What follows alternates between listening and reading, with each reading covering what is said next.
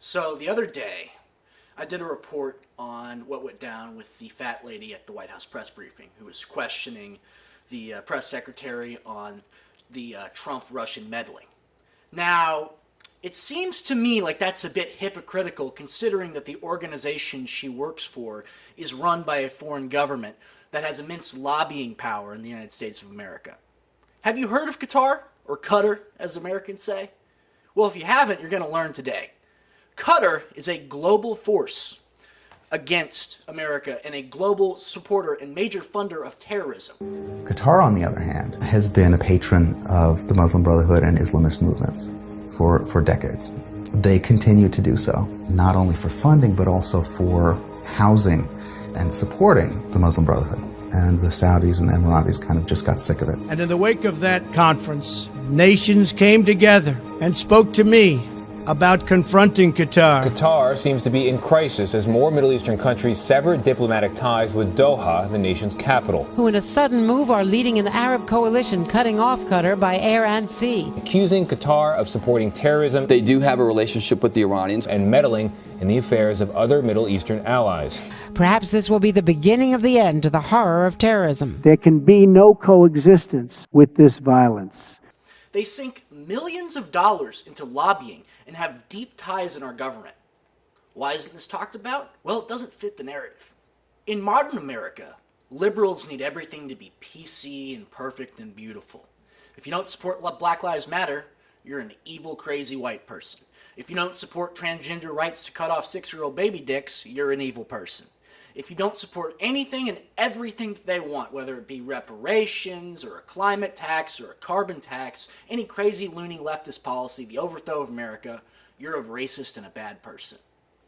But the very people that fund these liberal organizations, these really leftist organizations, the very people that fund the propaganda and the disinformation, they're the ones committing the real atrocities themselves. Qatar is a global funder of terrorism. Trump, unfortunately, one of the reasons I'm a reluctant Trump supporter now, Trump's backed off on questioning them, backed off on his aggressive approach initially. Trump initially took a very hardline stance against Middle Eastern radical Islamic terrorism. And the governments all agreed, or most of them agreed, to do some serious work, and we were making progress. But Qatar as we say here, Qatar has made a concerted effort, a successful concerted effort, to change public opinion, and they've won. By some estimates, over 1,500 people have been hacked by Qatar. The hacking victims include dozens of Americans, including former DNC and Senate staffers, journalists, former European intelligence and defense officials, human rights activists, and even soccer players and Bollywood actresses. Top think tank officials in D.C. have also been hit by Qatar. As you can see in this article here, Qatar targeted 250 Trump influencers to change U.S. policies. That's real election meddling. Not a big Russia hoax, not a fake dossier about Russian hookers. That's real election meddling, but it's not talked about. Al Jazeera, run by Qatar, they're in the White House. They're asking questions. They're asking loaded questions to deflect the blame from themselves. It isn't talked about because it isn't popular. Qatar is a global supporter of radical Islamic terror. Radical Islamic terror is a direct threat to this nation. But we have their people in the White House asking political questions, loaded questions against the Trump campaign. What does this mean? It means that in America, the world is upside down. It means that the real terrorists, the real evil people, like those in Qatar, are innocent. And that fake hoaxes are real. And that the victims of fake hoaxes, like the Trump campaign, are guilty. It means that we can create these imaginary villains, these like Freddy Krueger characters. Oh, the Ukrainian government. Oh, the Russians. We can create these fake horror movie villains, and we fear them, but we don't fear the actual crime going on, the actual subversion of our republic. You don't hear this on Fox or CNN. You don't hear about any of this. All you hear about is the fake narrative that they've created to deflect the blame from themselves over and over and over and over again. The real committers of the civil rights violations, the real committers of international terrorist attacks, the real committers of crimes are innocent.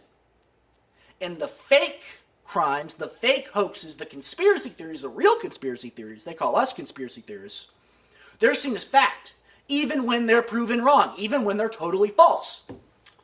The narrative will never change. Let's stop talking about Qatar for a second and talk about an even bigger problem. The CCP, the creators of the Chinese virus. They literally have concentration camps, folks. They have forced the Uyghur people, a small Muslim population in China, into concentration camps, as you can see in this article here. The Uyghur people are being persecuted, like Jews in the Holocaust. And we don't care.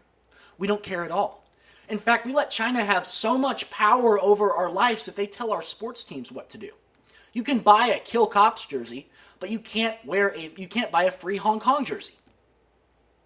Do you see the dichotomy here? Do you see the insanity? It's like we're blind to it, because we are. Because mainstream media and their narrative is one of ignoring it, because they are funded by these people. You have to follow the money. You have to follow the money. The Chinese use us as data slaves, and we buy technology from them made by actual slaves, made in factories with suicide nets. They have their own Holocaust going on of their own people, and it's not talked about. Instead, LeBron James comes out and tells you that you're bad if you question China. Of course, he's making millions and millions and millions and is ludicrously wealthy. And he's a good athlete, I'll give him that. But he's a terrible, terrible person. I mean, all these athletes that support the Chinese government can go out and wear their Black Lives Matter costumes and take a knee at the national anthem to fight against injustice and to fight for social change. But they're not really interested in the real social change that needs to happen. They're fine with it as long as they make their pretty penny and as long as they're seen as good people by the liberal media. It's all about keeping up false appearances. It's all about putting a pretty coat of paint over the golden turtlet that these people are. The golden poo. The golden crap stain of our world. Terrorist nations. Nations of communist control and nations of subjugation that torture and illegally detain and put their citizens in concentration camps. It's all about making things appear beautiful and wonderful to the uneducated public, so they keep buying their products and they keep supporting them. It's all about keeping the false narrative going. Because if the real narrative was to slip out for even 1 second, and people were to find out about what's really going on, they'd be outraged. I'm Rex Jones with Dr. Silence.